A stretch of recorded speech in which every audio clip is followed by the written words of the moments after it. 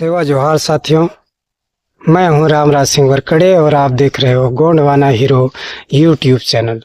साथियों, गोंडवाना से जुड़ी मैं नए नए टॉपिक लेके आते रहता हूं। आप लोग मन लगा कर देखते हो और प्यारा सा कमेंट करते हो, इसके लिए तहे दिल से धन्यवाद। साथियों, आज हम बात करेंगे उस व्यक्ति की जो एक नाम नहीं, एक विचारधारा है।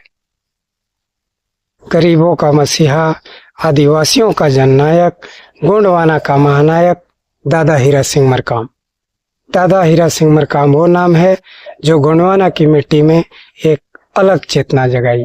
दादा हीरा सिंह मरकाम जी ने हमें अन्याय अत्याचार के खिलाफ लड़ना सिखाया, चलना सिखाया और बोलना सिखाया। आज आदिवासियों के अंदर जो उल गुलान का जन सैलाब उबल रहा है, वो दादा हीरा सिंह मरकाम की देन है।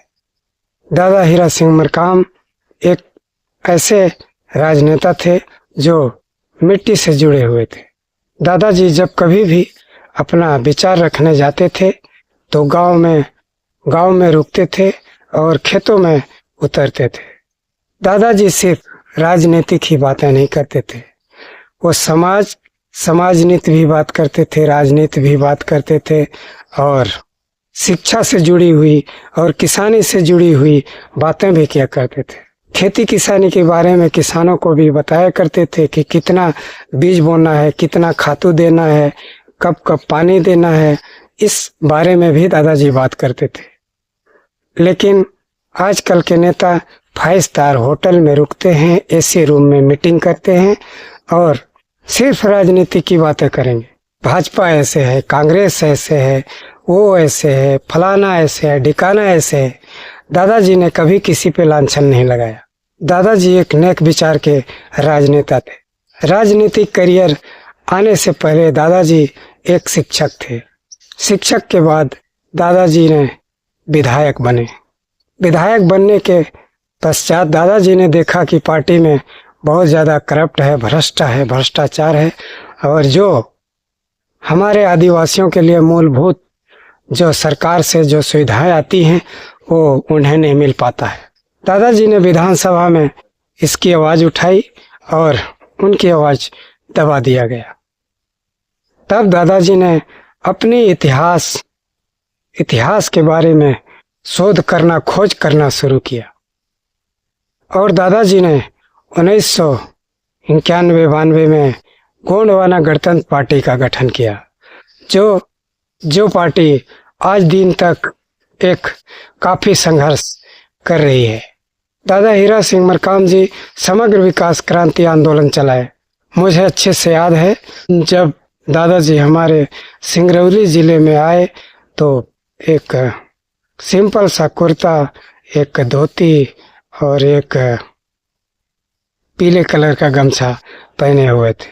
तब उनके विचार से जुड़ने के लिए बहुत कम लोग आया करते थे और एक दिन ऐसा हुआ हमारे सिंगरौली में ही कि बैठन का रामलीला मैदान खचाखच भरा हुआ था और न जाने देश भर के लोग कहां से आए। दादाजी के विचार को सुनकर इतने लोग प्रेरित हुए कि गोंडवाना का जन सैलाब इतना आगे बढ़ गया कि पहले ही चुनाव में दादाजी के 5 विधायक असेंबली तक पहुंचे और दादाजी का कद बढ़ते हुए जनाधार को देखकर बीजेपी कांग्रेस के पसीने छूटने लगे और उनने एक राजनीतिक षड्यंत्र शुरू किया और पार्टी को तोड़ने का साजिश किया। एक नेता थे गोंडवाना के, उस समय वो हमारे मध्य प्रदेश के प्रदेश अध्यक्ष थे गुलजार सिंह मरकाम।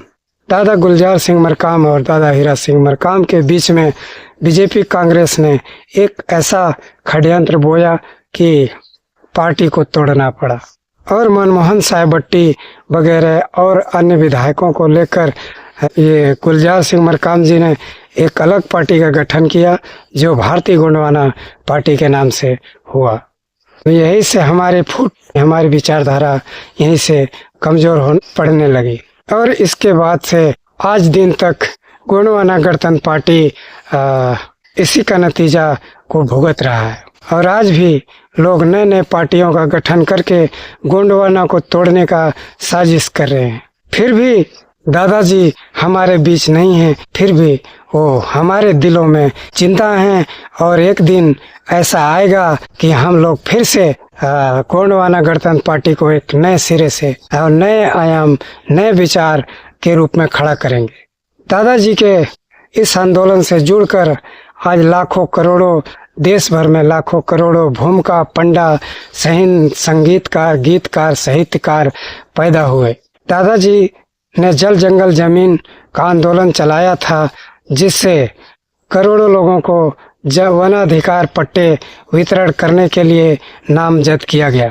लेकिन कुछ ही लोगों को मिल पाया जो वनाधिकार अधिनियम 2005, 6, 7 पारित किया गया, जिससे कि आदिवासियों को वनाधिकार पट्टे वितरण किए गए।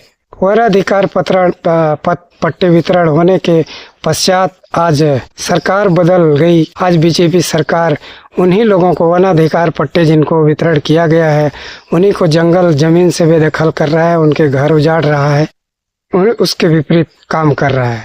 कहने को तो ये आदिवासियों के भी मसीहा बनते हैं कि आदिवासियों के लिए हमने ऐसे विकास किया, वैसे किया, लेकिन कहाँ विकास है। दादाजी के अथक प्रयास से आज समाज में राजनीतिक, सामाजिक और नई चेतना जागृत हुई है। मैं उस महान आत्मा को लाखों बार, करोड़ों बार मैं अपने दिल से प्रणाम करता हूँ, क्योंकि दादाजी के साथ बिताए हुए लम्हे हमें आज भी याद है। आज की स्थिति देखकर हमें घिन आती है कि आपस में ही नेता लोग लड़ते हैं। साथियों, इसी के साथ अपनी वाणी को विराम देता हूँ। मेरा स्वास्थ्य सही नहीं है, इसलिए मैं और ज़्यादा बोल नहीं सकता। मैं थोड़ा काफ़ी दिनों से लंबी बीमारी से ग्रस्त हूँ साथियों, इसलिए ज़्यादा मैं नहीं बोल सकता। जो भी है अपना विचार प्रस्तुत कर दिया। अगर आप लोगों को अच्छा लगे तो दोस्तों के साथ शेयर कीजिएगा, लाइक कीजिएगा, चैनल को सब्सक्राइब कीजिएगा और अपना प्यार, माया, दुलार इसी तरह बरसाते रहिए, ताकि मैं आगे चलकर गोंडवाना के लिए कुछ और कर सकूं। इसी के साथ जय सेवा, जय बड़ादेव, जय गोंडवाना, जय जोहार, जय जय फड़ा पेन राज करे गोंडवाना।